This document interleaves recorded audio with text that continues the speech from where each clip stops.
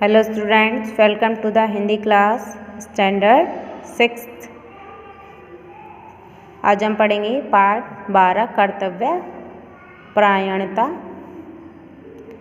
जफ़र मियाँ एक दिलचस्प आदमी हैं। मेरा बहुत लिहाज करते हैं। जब मैं उनके सैलून में पहुंचा, वे एक आदमी की हजामत बना रहे थे और आरा चलाने वाले 2 मजदूर इंतज़ारी में बाहर बैठे थे। यानी जो जफ़र मियाँ हैं वो कौन हैं? एक नाई हैं, यानी वो नाई का काम करते हैं, सैलून चलाते हैं। मेरे दुकान में पहुंचते ही जफ़र मियाँ ना उस्तरा एक और रख दिया मेरे लिए।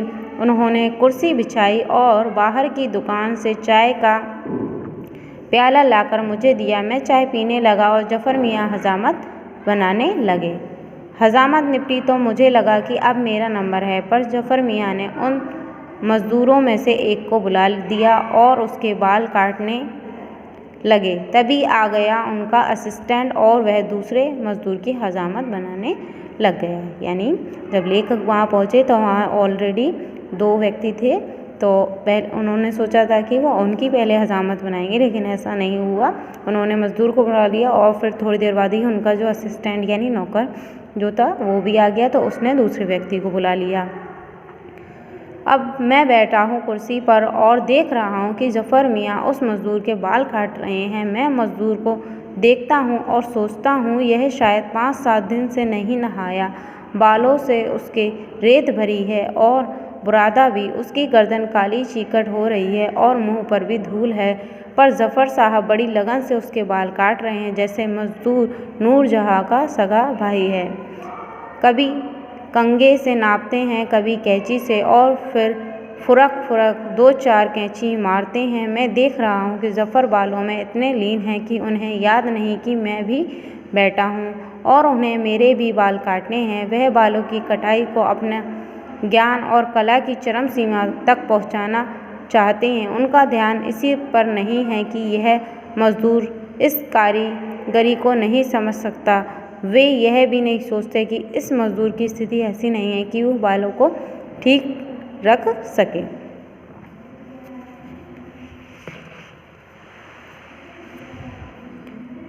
मैं सोच रहा हूँ संभवतः यह मज़दूर हजामत के बाद आज नहाएगा और बालों में तेल डाल कंघा करेगा, पर कल इनमें फिर यही धूल और बुरादा भर जाएगा और ऐसे ही उलझ जाएंगे जैसे आज उलझे हैं। यानी यहाँ जो लेखक है वो उस मज़दूर को देखकर उसकी स्थिति पर हर सोच विचार कर रहे हैं। मैं सोच रहा हूँ कि पर जफ़र इनमें से कोई भी बात नहीं सोच रहे हैं। वे अपनी धुन में हैं। वे कंघा चलाते हैं, पर वह नहीं चलता, उलझे बालों में अटक जाता है। जफ़र मियाँ बाल सुलझाते हैं और कंघा बढ़ाते हैं। कभी वे झुककर बालों का मिलान देखते हैं, कभी उभार कर, कभी इधर और कभी उधर। एक बाल पर, एक ढलाव पर, एक मिलान पर जफ़र की निगाह है, जैसे कोई इंजीनियर किसी पुल के खंभों का मिलान देख रहा हो। यानी यहाँ जो नाई हैं उनकी विशेषता बताइए कि किस तरह वो अपने काम में लीन हैं और वो ये नहीं देख रहे हैं कि कौन गरीब है कौन अमीर है। जो यूँ कटिंग पूरी हुई और तब कैंची को बार ताल के साथ खाली ही चुकुर चला। जफ़र ने कहा, लो सरकार, कट गए आपके बाल। अब उठाया उन्होंने ब्रश और जुटे हजामत पर। हजामत में भी वह तल्लीनता, एक हाथ सीधा तो एक उल्टा, और तब यह देखभाल भी कि कहीं कोई कील तो नहीं रह गई। कील ही नहीं, कलम से लेकर मूँछों की छटाई तक के काम उन्होंने पूर्ण सुंदरता से किए। 20 मिनट से भी ज़्यादा मैं जफ़र की इस तल्लीनता को देखता रहा।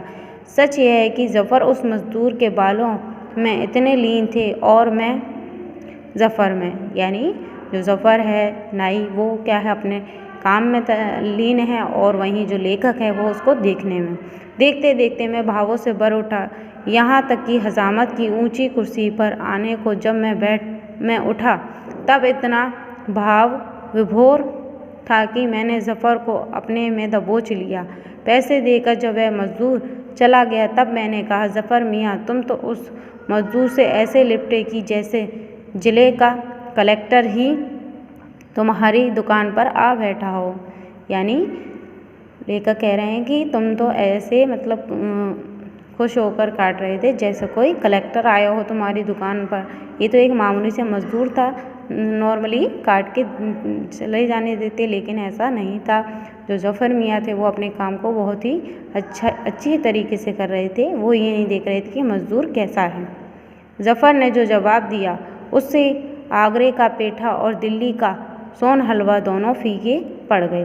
बोले, बापूजी मेरे लिए तो जो इस कुर्सी पर बैठता है वही कलेक्टर है। यानी ज़फ़र ने इतनी अच्छी बात बोली, उसने कहा कि उसकी कुर्सी पर बैठने वाला सभी कलेक्टर हैं, क्योंकि वो उसका ग्राहक है, चाहे वो बड़ा हो या छोटा हो। मैं स्मृतियों की सरिता में तैरने लगा। ज़फ़र मियाँ अपना काम पूरा कर चुके। लो सरकार बन गई हजामत, उन्होंने कहा तो मैं चौंक पड़ा। मैं इधर उठ रहा हूँ उस कुर्सी से और उधर मेरे सामने उतरी जा रही है, और कुर्सी से और उधर मेरे सामने उतरी जा रही है जीवन देव की रचना। हर एक नागरिक में अपने काम के लिए यह चाव, श्रम के प्रति यह श्रद्धा और पेशे के प्रति ईमानदारी के इस भाव का जागरण ही राष्ट्र की जीवन शक्ति का सर्वोत्तम मापदंड है। यानी जब उनकी हजामत यानी जो लेखक हैं उनको बताया गया, वो अभी उसी स्मृति में हैं, तो उनकी हजामत बनाई जा चुकी है। जैसे ही ज़फ़र मियाँ ने कहा हो गई, तो वो उतर तो रहे हैं कुर्सी से, लेकिन साथ साथ उनके मन में एक जीवन देव की रचना याद आ गई, जिसमें लिखा था कि हर एक नागरिक में अपने काम के लिए चाव होना चाहिए, अपने काम के प्रति श्रद्धा होनी चाहिए।